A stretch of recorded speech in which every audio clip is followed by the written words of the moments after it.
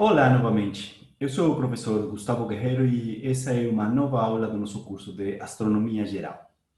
Na aula anterior, revisamos como o modelo semiclássico de Bohr permite explicar e entender por que se formam linhas de absorção e de emissão quando a luz atravessa uma determinada região, certo? Ou a luz é formada em uma determinada região. Estudamos as leis de Kirchhoff que nos permitem entender quando se formariam linhas de absorção e quando linhas de emissão, e também a física atômica desde um ponto de vista semiclássico para entender quais são os níveis de energia com os quais se formarão essas linhas. Então, começo essa nova aula com essa imagem que me mostra linhas de absorção de diferentes estrelas. As estrelas K, que estão aqui no seu lado direito, são as estrelas mais frias. À medida que eu vou aumentando assim para cima, vocês vão ver que vai mudando K, G, F, depois passo a figura da esquerda, A, B, O. Essa é a classificação estelar que a gente vai estudar em uma aula futura. Mas desde já eu posso introduzir essa figura, porque aqui eu posso ver que diferentes estrelas, e cada classificação dessas corresponde a uma diferente temperatura, mostram diferentes linhas de absorção. Em algumas estrelas se mostram linhas aqui nessa faixa dos 400 aos 500 nanômetros, e essas linhas não são tão evidentes aqui nessas estrelas que são mais frias, certo? A gente vai falar sobre essas linhas aqui, essa linha aqui, que é a linha do hidrogênio, a linha de H-alfa, da série de Balmer, daqui a pouco. Bom, então temos que falar sobre a intensidade ou força das linhas. Essa força é proporcional ao número de fótons emitido, ou absorvido, claro, naquela transição. Então, quando vemos uma linha de emissão, a força irá ser proporcional a essa área embaixo da curva. Vamos falar um pouquinho mais disso daqui a pouco. E as linhas de absorção também, certo? Então, a verdadeira forma dessas linhas também nos vai permitir entender algumas características do local onde essas linhas se formaram, como, por exemplo, temperatura, pressão, gravidade superficial, campo magnético e velocidade das partículas, certo? A largura dessa linha também depende de algumas características dessa região onde se está formando. Temos primeiro o alargamento natural. E esse é o nosso limite de observação da largura de uma linha, certo? Porque temos o princípio de incerteza de Heisenberg. E esse princípio nos diz que a energia de um determinado nível atômico não pode ser determinada com uma precisão maior ao que se vê aqui, nessa equação. Certo? Depende da constante de Planck e depende do tempo da transição. Como a energia é proporcional à frequência, então eu vou ter também uma energia, uma frequência ou um intervalo de frequências mínimo para determinar a largura da minha linha. Eu não posso determinar, essa linha não pode ser estreita, completamente estreita, pois eu tenho o princípio de incerteza de Heisenberg. Também tenho o alargamento colisional. Quando os elétrons estão dentro desse átomo, eles são perturbados pelas suas partículas vizinhas, elas estão sempre em movimento, em vibração, certo? E em colisão com outras partículas. Essas perturbações aleatórias causam que as linhas fiquem mais largas, certo? E esse alargamento colisional, para linhas intensas, como as linhas de hidrogênio, é o processo mais importante para alargar as linhas, para fazê-las mais largas quando vocês enxergam essas linhas num espectro. Também temos o alargamento por efeito Doppler. Já estudamos o efeito Doppler, certo? Agora imaginem isso dentro de um gás contendo as partículas. Algumas dessas partículas vão se estar aproximando na sua direção, outras vão se estar afastando, certo? Isso, se eu consigo calcular a velocidade média desse gás, então eu posso mais ou menos estimar qual vai ser a largura devido a esse aproximamento e afastamento de algumas partículas. Então, terei que fazer um tratamento estatístico, certo? E desde o ponto de vista da estatística, a energia cinética das partículas desse gás, média, irá ser proporcional à temperatura. 3 médios de Kt, onde K é a constante de Boltzmann. Aqui eu posso deixar, então, em evidência a temperatura e utilizar a equação do efeito Doppler para calcular essa espessura, essa largura da linha devida a essa velocidade térmica das partículas. Temos também o alargamento Zeeman. O alargamento Zeeman é um fenômeno da mecânica quântica que aparece quando existe um campo magnético intenso. Então, se o gás se encontra numa região onde existe campo magnético, uma linha espectral irá se transformar em 3 linhas.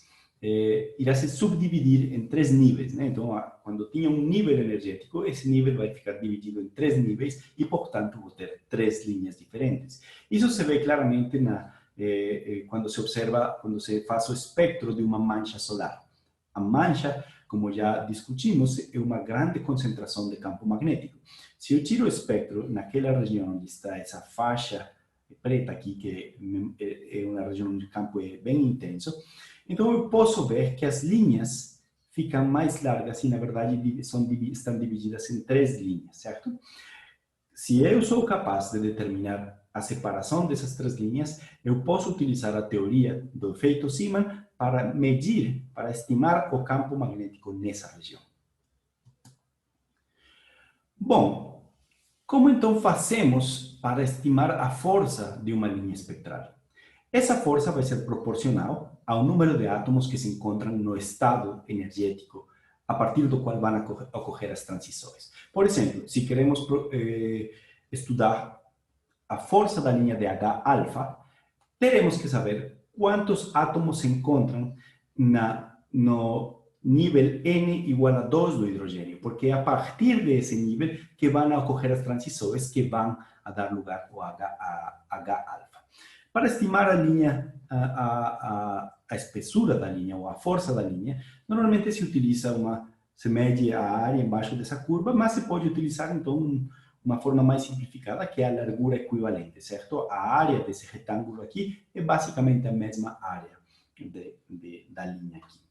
Mas então, se eu tenho um gás que tem muita energia, que está muito quente, digamos, eu vou ter elétrons em diferentes níveis energéticos. E esses elétrons vão pular e vão emitir radiação que vão fazer essa linha mais forte. Agora, se eu tenho um gás mais frio, então o número de elétrons no estado excitado que me interessa vai ser menor, certo? Há uma forma de quantificar quantos átomos se encontram em cada estado. E essa forma está dada pela equação de Boltzmann. Então, se eu tenho um gás a temperatura constante T e em equilíbrio termodinâmico, a taxa de excitação ou desexcitação depende do número de elétrons que se encontram em um determinado nível. E esse número pode ser estimado com essa equação que foi proposta pelo Boltzmann. Então, N2 é o número de elétrons que se encontram no nível 2, em um determinado nível, para o caso, um nível 2. N1 é o número de átomos que se encontram em outro nível.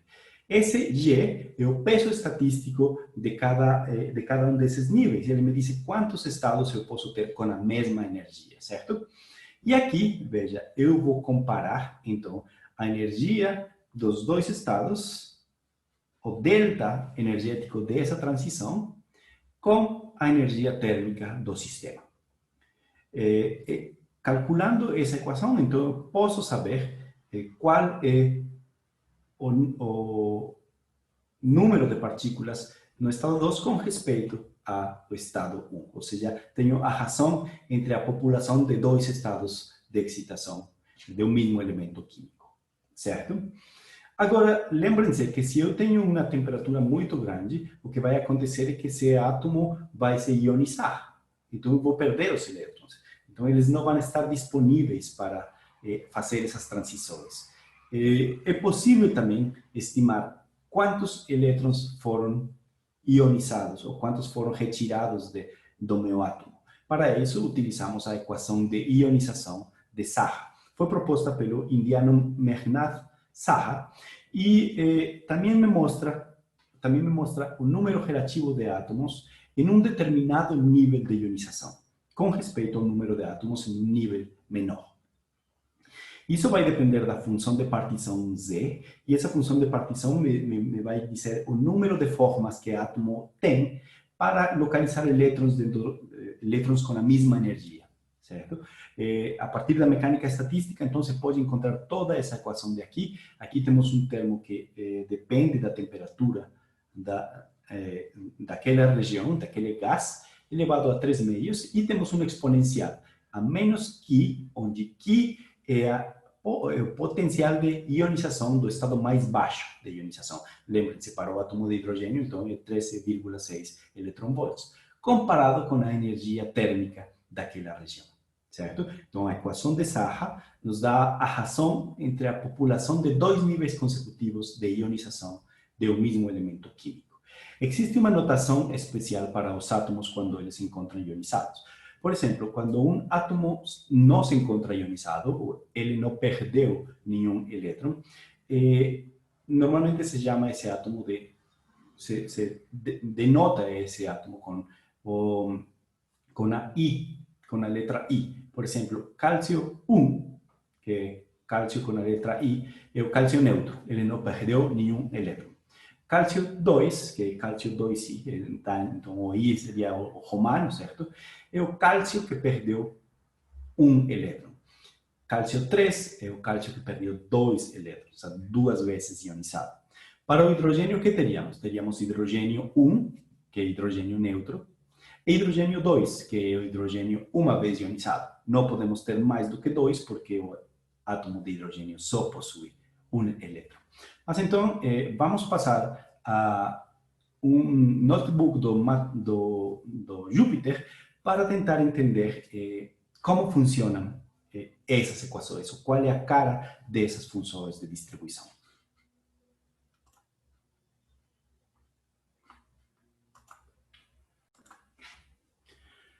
Bom, então vamos fazer um exemplo no notebook de Júpiter para ver como funciona ou qual é a cara que tem as equações de Boltzmann e de Saha.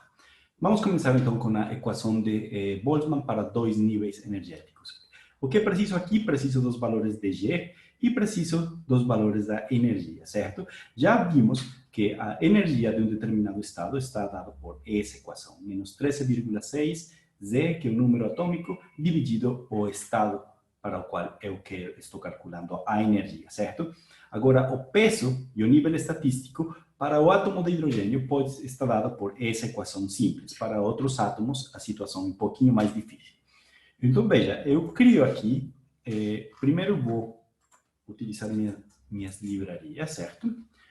Eu crio uma função com a qual eu posso calcular a energia para um determinado número atômico e um determinado nível. Então, vai depender de Z e de N.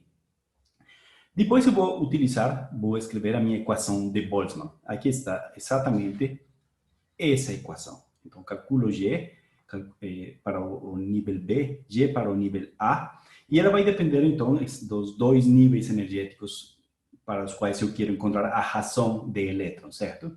Então, vai ser GB sobre GA, e a exponencial da energia do nível B menos a energia do nível A, veja que esse 1 corresponde ao número atômico, estou falando do hidrogênio, dividido a constante de Boltzmann vezes temperatura. Muito bem. Agora vamos definir um intervalo de temperaturas, porque vamos graficar essa função para um intervalo de temperaturas e vamos escolher temperaturas, por exemplo, entre 5.000 e 25.000 kelvins. E vou chamar a minha função de Boltzmann, NBNA, para o estado 1 e 2 do hidrogênio e para o estado 1 e 3 do hidrogênio. Aí vou ver quantos átomos para cada temperatura vão se encontrar no nível 2 e quantos no nível 3, certo? Depois vou fazer um cálculo algébrico simples para graficar não essa razão, sino que eu quero graficar quantos átomos se encontram em cada nível com respeito ao número total de átomos. o número total de átomos vai ser, para cada caso, o número de átomos no nível 1 mais o número de casos no outro nível que eu calculei. Bom, então eu executo aqui e faço meu gráfico. Aqui que vemos temperatura e o número de átomos que se encontram no nível 2 ou no nível 3. A laranja é no nível 3 e azul é no nível 2. E o que vemos? Veja para o caso do nível 2. A partir de aqui também já está mudando, já é diferente de zero. Se eu faço o gráfico numa escala logarítmica, eu vou ver que isso aqui não é exatamente zero, certo? Começa a aumentar essa linha. E à medida que a temperatura aumenta, então eu vou ter mais átomos no nível 2. Para eu conseguir excitar átomos ao nível 3, eu vou precisar, então, mais temperatura, e é por isso que essa linha laranja vai embaixo da linha azul. Isso que nos diz? Isso nos diz que os átomos no nível 2, vamos pensar no nível 2, por exemplo, unicamente, à medida que a temperatura aumenta, cada vez que vai aumentando mais, vou ter mais elétrons no nível 2, no nível de excitação 2, irei ter, então, maior número de linhas de hidrogênio, certo? Das linhas de Balmer, porque as linhas de Balmer são as linhas que estão relacionadas com mudanças com respeito ao nível 2. Veja, esse novamente nossa figura com espectros estelares. E o que vemos aqui é essa linha daqui, é a linha de Balmer, H-alfa. E vemos que para algumas estrelas ela não aparece, para outras estrelas que têm temperatura como de 5.000, 6.000 kelvins, ela começa a aparecer. E ela tem um máximo para temperaturas por volta, para estrelas que têm uma temperatura por volta dos 9.000 a 10.000 kelvins. E depois ela começa a decair para as estrelas mais quentes, as estrelas tipo O, que tem 30.000 kelvins ou acima, essa linha já não aparece.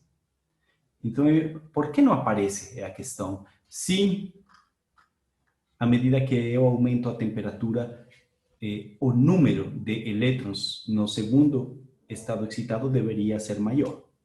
A resposta, então, está na ionização. Vamos a graficar a equação de Saha. Aqui temos, então, essas coisas aqui são todas constantes, exceto a temperatura, que é nossa variável, que é o nosso potencial de ionização, e as funções de partição para o átomo de hidrogênio também são simples.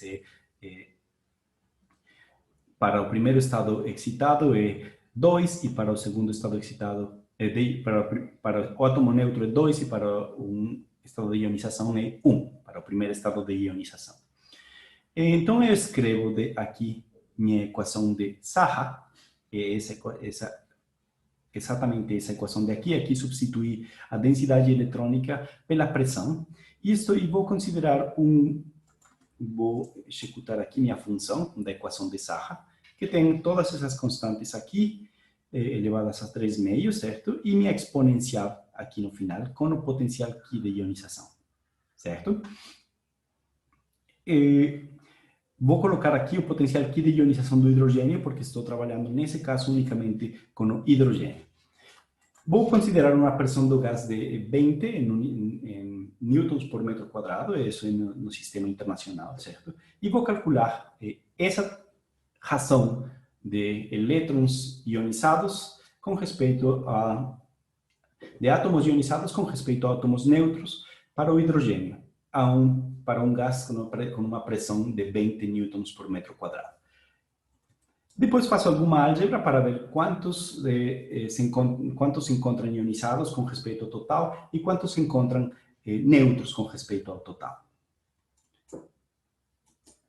A figura me mostra isso. Aqui estou mostrando os ionizados com respeito ao total. Então, a partir dos 7.000 kelvins e chegando lá até os 13.000 kelvins, acontece a transição, todos os átomos vão ficando ionizados. Esse 1 mostra que todos os átomos ficaram ionizados.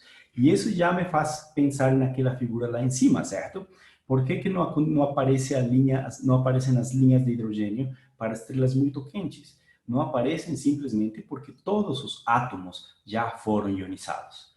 Para calcular, então, onde que eu encontraria a maior intensidade dessa linha, eu preciso combinar as duas equações. É preciso combinar a razão de átomos que se encontram no segundo estado excitado com o número de átomos que se encontram neutros. Ou seja, é preciso calcular o número de átomos neutros com respeito ao total. Muito bem, e então vou multiplicar essas duas razões e o que vou obter é essa linha daqui. Aqui vocês veem, a partir dos 5.000 kelvins, então, começa a subir, e aqui é onde esse número de átomos no segundo estado excitado alcança o máximo. Esses são os átomos que ainda sobraram dentro do... São os elétrons que ainda sobraram dentro do átomo de hidrogênio que se encontram no segundo estado excitado. E isso vai estar com um máximo por volta dos 9.000 e poucos kelvins, que é precisamente a temperatura das estrelas que exibem linhas de hidrogênio com maior intensidade. Bom, então com isso terminamos o nosso capítulo sobre espectros e linhas espectrais e avançaremos então ainda no cálculo das propriedades físicas das estrelas a partir das propriedades da luz e dos espectros. Tchau!